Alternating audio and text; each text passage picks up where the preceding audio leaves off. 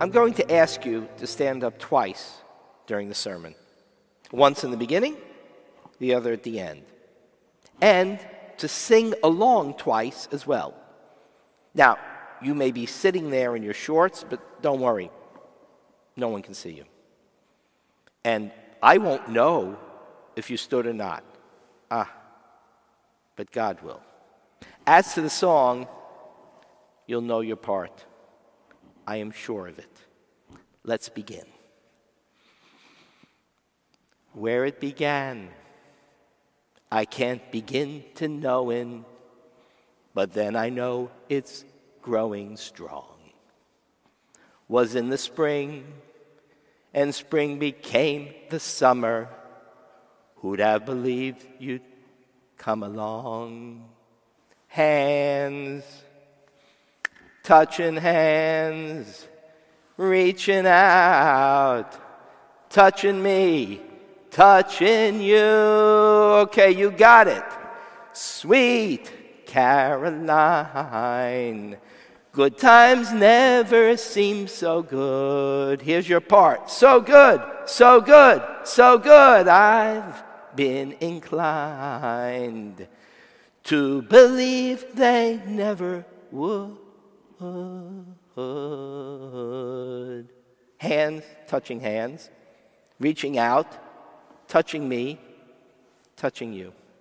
That song has rocked Fenway Park in Boston for years.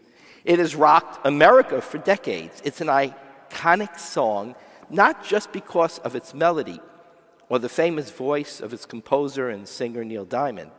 It has so uplifted America because of the simplicity of its message. Shaking hands, holding hands, reaching out with a hug, an embrace, a touch on the cheek, a slap on the back, do so much to make bad times into tolerable times and good times into extraordinary experiences. COVID has taken this from us and so much more. On Yom Kippur, we have a list of mistakes, sins, if you will, that we atone for as a community.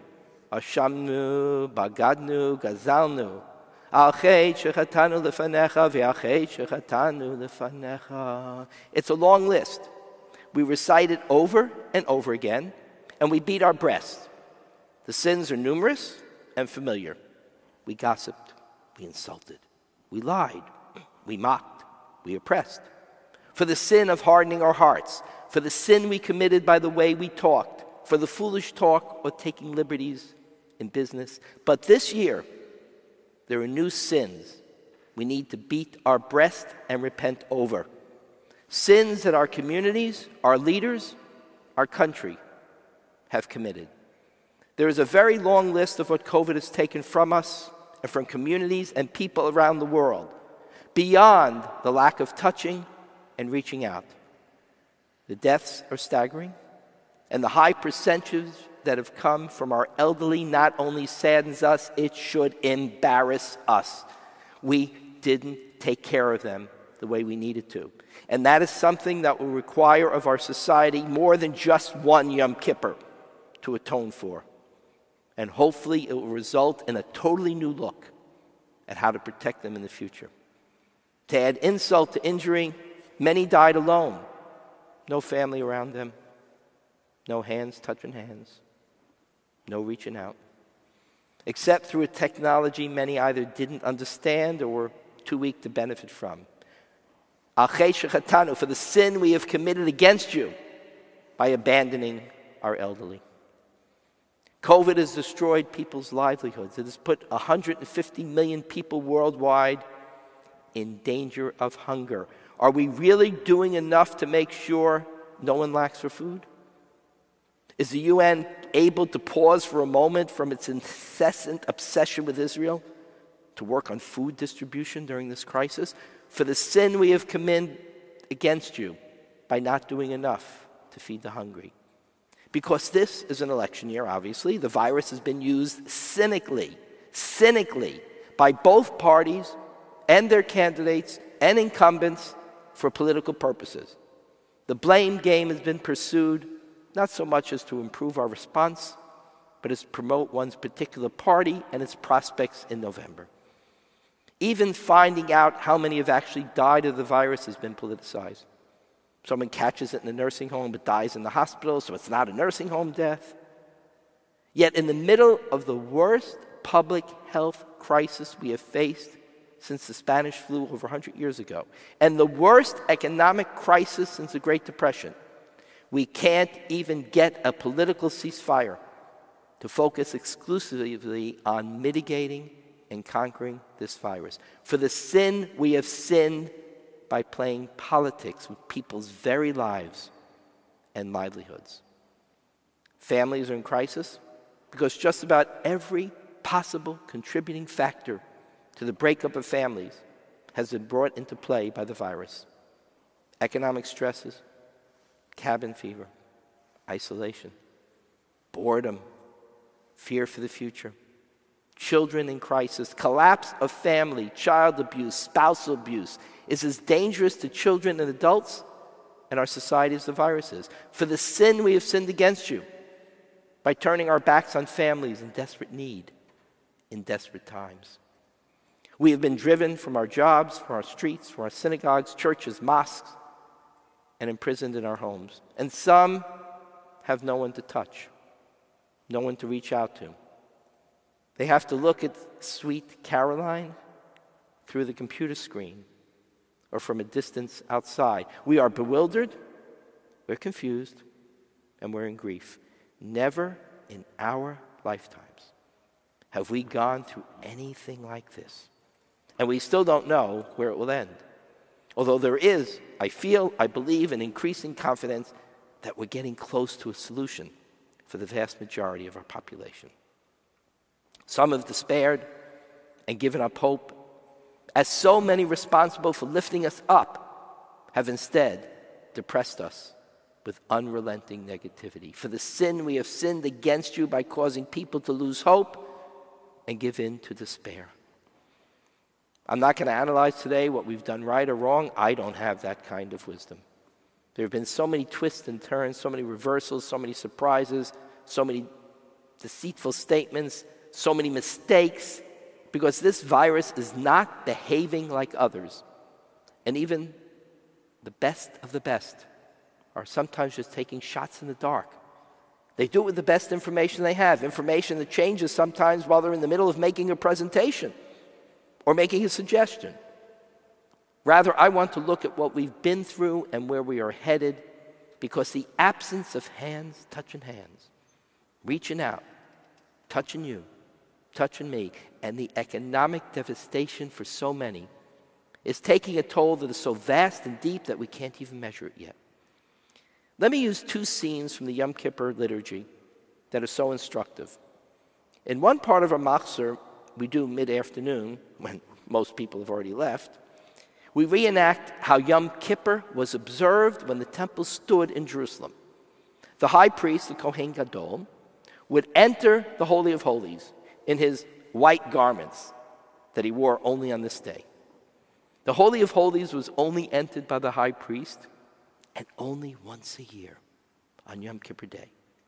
He would utter a short prayer on behalf of the people of Israel while he spread out incense over the Holy of Holies, causing a pillar of smoke to rise up so that even he would not see the entire room, not even the Kohen Gadol. And then he came out of the Holy of Holies and was greeted by a huge crowd, deafening cheer to thank him for having entered the Holy of Holies in peace, having departed it in peace, assuring the forgiveness of the nation for its sins. It was such an impressive sight that the Talmud says this about it. Anyone who was alive in that generation and who was privileged to be there and to see this pageant never forgot it. Now, today we have no Kohen Gadol, no high priest, we have no holy temple in Jerusalem. We only have the story that we can retell, but we do have a united Jerusalem as the capital of the nation state of the Jewish people, for the first time in 2,000 years. So we can tell that story with pride and confidence. Now there's another story not in the liturgy, not well known, but very important. It has to do with a very simple question. If no one but the Kohen Gadol could enter the Holy of Holies, and then only once a year on Yom Kippur, how did they prevent it from falling into disrepair? The answer is given in a Talmudic passage that my teacher, Rabbi Jack Reamer, called to my attention. There was a trap door in the roof above the Holy of Holies, and they would lower some workmen down through the trap door by rope, so they could make whatever repairs and do whatever cleaning they had to be done. When the workers were done, they would give a tug on the rope, and the people on the roof would lift them up. These workmen wore very special face masks, interestingly. They wore face masks. And the masks had blinders on both sides, so they could only face forward and not look around them to see the totality of this holy room. The Talmud said that the workmen wore blinders because if they looked about and saw the totality of the Holy of Holies, they would be too scared to do their work. And as I read this passage, I was reminded of the protective masks that the surgeons and the doctors and the nurses wear when they go into the emergency room or into the operating room in our times. The doctors and nurses who work in what is today our Holy of Holies. The Kodesh Kodeshim today is the operating rooms and the IC units of our hospitals, where the holiest and most sacred work possible is being done today. And they wear face masks so that they will not be infected by being too close to the patients whom they treat. They wear face masks because they know that one cough, one breath, one close contact between them and their patients could in fact cost them their own lives, as it has for far too many of our heroic healthcare workers, for those who clean the hospitals to make them safer. Remember the difference between how the Kohen Gadol was treated after he finished his job of worship in the Holy of Holies, and those workers who did their job of cleaning and maintaining that sacred space?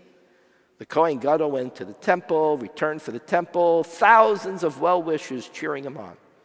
The people of Jerusalem filled the streets to cheer the Kohen Gadol on and to wish him well as he made his way to the temple and he made his way back home.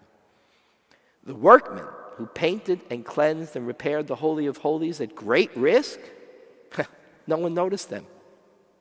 No one cheered them on. No one paid any attention to them. Not on their way to the Holy Temple and not as they made their way back. I studied that text and I saw in it exactly what's happening in America today. Throughout this crisis, we have seen a president, a vice president, top scientists, governors, mayors, experts in so many fields related to the response to COVID-19 on TV and at press conferences. I don't know about you, but I get very confused. What I heard one day wasn't true the next. What they were sure of one week turned out to be the opposite a few weeks later. I place no blame, no aspersions. It just reminded us how little we really know or knew about this virus and how many surprises it had in store for us. It has been an amazingly humbling experience for all. Then the talking heads on TV had their moments in the limelight. I get it. All these people are very important. They were rightly in the limelight. But I couldn't help thinking about the people to whom most of us paid little attention. They were treated the way that our ancestors treated the workmen who repaired the Holy of Holies. The experts, the Kohen Gadol, if you will, got the spotlight and the accolades and the cheers. And like the Kohen Gadol, they were deserving of it because they were servants of humanity. They were doing God's work. They were and they are doing holy work. But what about those people who cleaned and scrubbed the subways every night between 1 and 5 in the morning, so those who went to work by subway every day could take hold of a pole without fearing of contracting the virus? The answer is in our machzor. As to how we get past the sins we have committed is to remind ourselves that God is El Chanun Rachum. God is a God of mercy and kindness.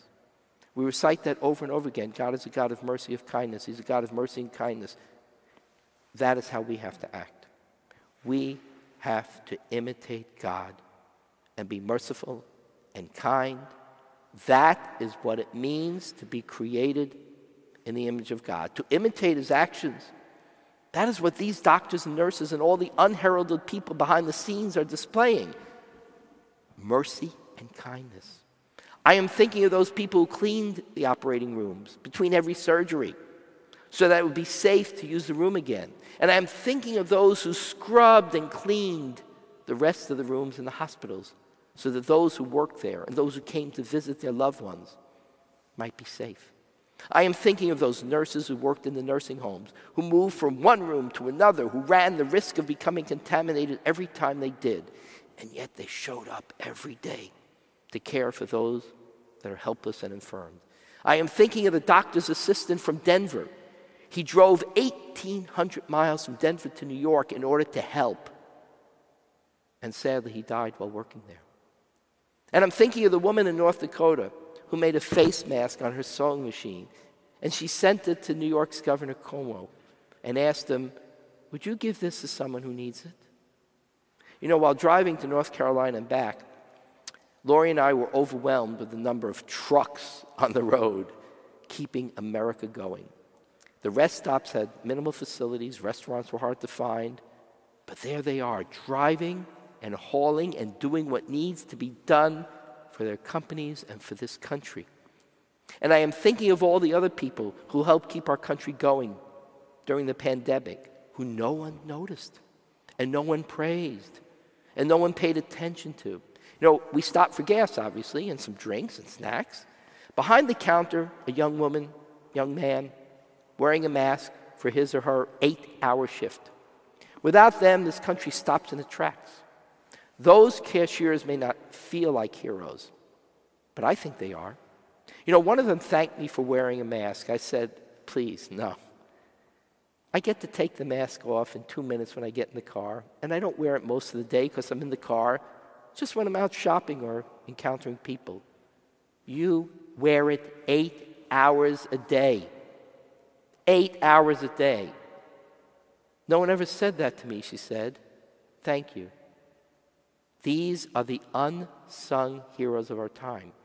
Acts of kindness and mercy imitating God. Without them, our subways, our hospitals, our streets, they would have become centers of contagion. And without them, the shelves in our grocery stores wouldn't be stocked. And I think of the young men and women who receive our food orders online. They pack it all up for us, then they bring it to our cars and they put it in our trunks so that we can remain safe.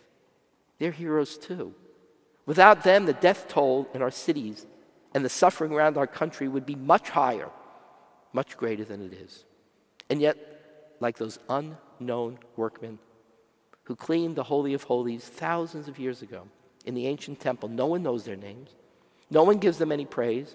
No one lines the streets to cheer them on as they make their way home from their exhausting and risky jobs. So in the coming weeks, I want all of us to make a special effort to identify charities that are feeding people and donate to them. And I want all of us to pay attention to those people who have helped us get through this dreadful period, whose names we don't know, whose faces we don't often see, those people whom we treat the way the people of Jerusalem treated the workmen thousands of years ago who went into the Holy of Holies on this day, whose names they did not know. Thank the cashier. Thank the pharmacists at CVS or Walgreens who work all day with masks to make sure we have our medications. Thank the cashiers and the workers at Publix and Winn-Dixie who toil all day with masks on to make sure we can stock our pantries and refrigerators. I especially want to thank the workers who patiently guide me to the products in those stores that I'm in search of, because I don't know where anything is in those stores. And I don't even know what some of the things Lori puts on the list for me to buy actually are. But they walk me there, and they find it for me. And thank the people who don't yell at you when you're going the wrong way down the one-way aisle at the store, because your glasses are so fogged up from the mask you're trying to breathe through, you really can't see anything. I'm just grateful I haven't been ticketed for going the wrong way down a one-way aisle in a supermarket. One more bit of perspective that I gained over these past 6 months and from our travels to North Carolina for vacation, to New Jersey for our niece's outdoor wedding, which had 23 people instead of the originally planned 300-plus guests in Brooklyn. And then back to Miami, going west to south to avoid Hurricane Isaias, which was churning right up I-95 on the coast. You know, while home, I'm glued to the news for obvious reasons. The pandemic, the economy, the upcoming political races. I think we can all agree that watching the news is usually depressing.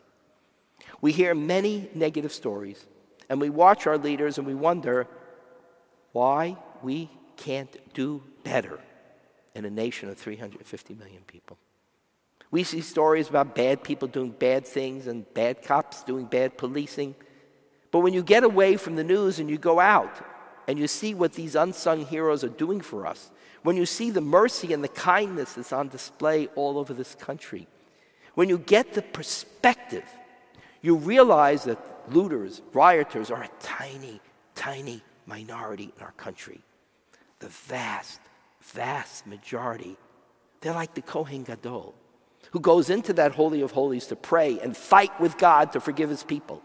And they are like the unsung heroes who went into the Holy of Holies to keep it clean and functioning. The vast, vast majority of this country, 95% at least, and maybe more, they're the doctors, the nurses, the truck drivers, the cashiers, the moms, the dad, the great cops. Moms and dad, they've been turned into summer camp counselors. Or how about the subway workers who clean and sterilize the facilities to make them safe for the riders the next day? The vast, vast majority, they're not rioting, they're not looting, they're helping. And the vast majority in the beginning were Americans demonstrating peacefully to demand something we all want: constructive reform in our judicial system, in policing, greater equality of opportunity for all Americans, particularly the minority groups. We can be very proud of our Beth Torah family. I asked Andrea to compile a list of outreach programs, and the truth is it's too long for me to read all of it. There was reaching out from Beth Torah, Benny Rock campus, to the Beth Torah family throughout this entire COVID crisis. Volunteers are making phone calls on a regular basis to keep in touch with people. Two of our teens go every Friday afternoon to our beloved Holocaust survivor, Adele. Adele never misses a Shabbos in shul. Now she has to. They go there to help her connect to her computer, to the live stream, so she can enjoy Shabbat services that she can't attend now. When our high school seniors graduated virtually, we arranged a drive-by to every one of their houses to wish them a mazel tov and to sound the shofar in celebration of their graduation. Our early childhood students, they did a drive-by with their family to Beth Torah right here on Benny Rock campus, where our ECA director, Sandra, and the teachers, they were all there, and the sports staff and rabbis and Cantor and the people in the office, all there to greet them and smile at them and wave to them and send them virtual kisses and hugs. Collections were made for the Kosher Food Bank, and special family Zoom Friday night services were organized by Gabby and the Olison Tucker families each and every month. They were wonderful. A Friday night service was organized by Rabbi Roisman with special guests to learn what can be done to fight racism that exists in our society. On Israel Independence Day, volunteers organized a delivery of Star of David cookies to assisted living facilities as part of our social action team's incredible work. Marla's kept us informed and connected, everybody in the office, the staff, everyone at work, fixing the building, getting it ready for the days we will reopen. And our children and adults return to Benny Rock campus to learn, to sing, to pray, to socialize, to celebrate. I can't begin to tell you how enormously proud the rabbis, Cantor, we are of our dedicated staff and our lay leaders who've immersed themselves in keeping our congregants connected. Our programs on Zoom, reaching out to our community to be of help. Kol hakavod. You have risen to the challenge and reached out beyond what anyone could have imagined or asked for. The truth is that the average American has risen to the occasion as well. Here's the sad part.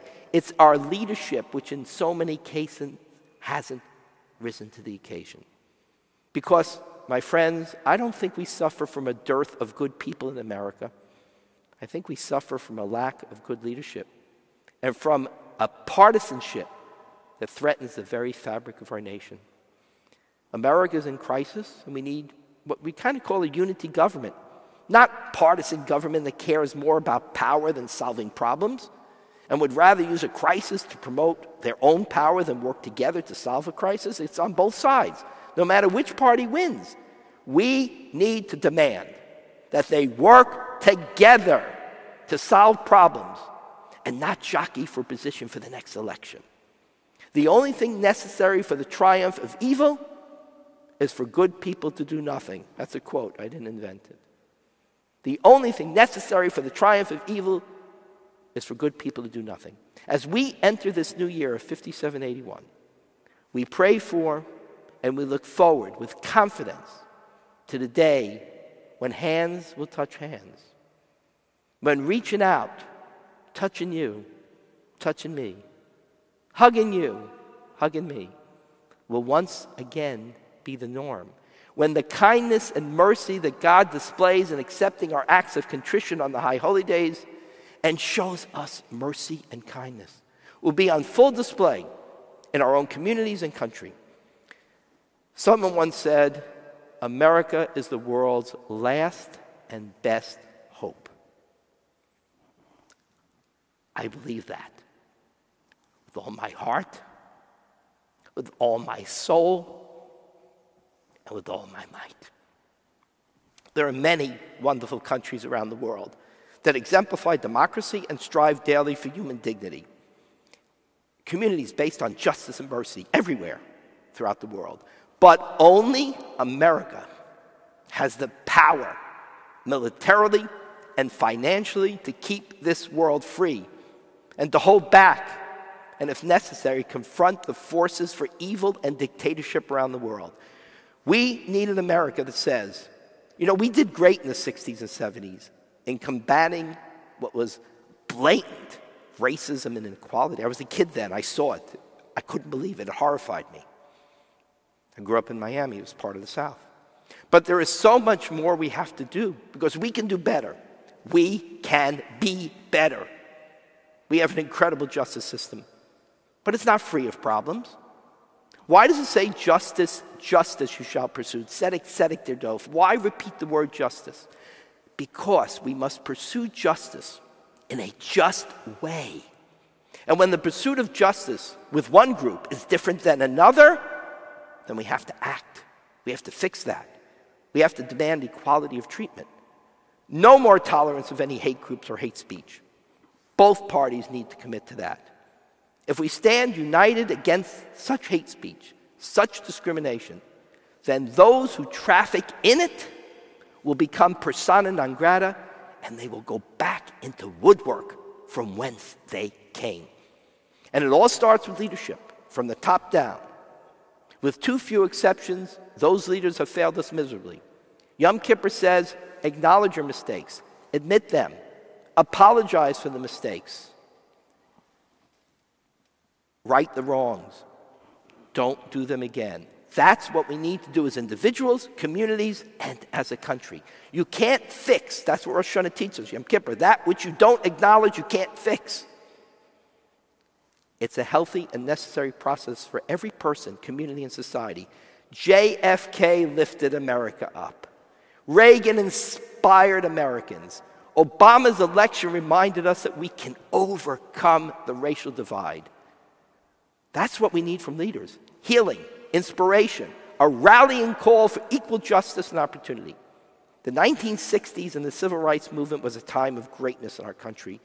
We took enormous leaps forward. We began a process of righting some jarring and terrible wrongs. Well, it's time to take the next leap. We're in a much better place now, and that leap isn't as hard as the first one. And when we take that leap, it has to be hand in hand. It has to be with the goal of improving America, not tearing it down with the idea of replacing it with failed and disastrous political ideologies that have brought nothing but suffering and death to every country that embraced those ideologies. You know, we began with the iconic Sweet Caroline as we long to once again have Hands touching hands, reaching out, touching me, touching you. So let's end with another iconic song. This one is sung during the 7th inning stretch at baseball games. And many would prefer, quite frankly, that it be the national anthem over the Star-Spangled Banner. It's a song, it's a prayer, it's a hope. God bless America, land that I love. Stand beside her and guide her through the light with the night from above. From the mountains to the prairies, to the oceans white with foam. God bless America, my home, sweet home. God bless America, my home, sweet home. For as America goes, so goes Israel, so goes democracy, so goes human freedom and human dignity. We dare not fail. We will not fail. L'shana haba'ah, l'shana tova tikatevu, a happy, healthy year of renewal, of determination to restore our damaged families, lift our country to new heights in freedom and equality based on the rule of law and the respect of all human rights. And to this, I believe we can all say, Amen. Amen. God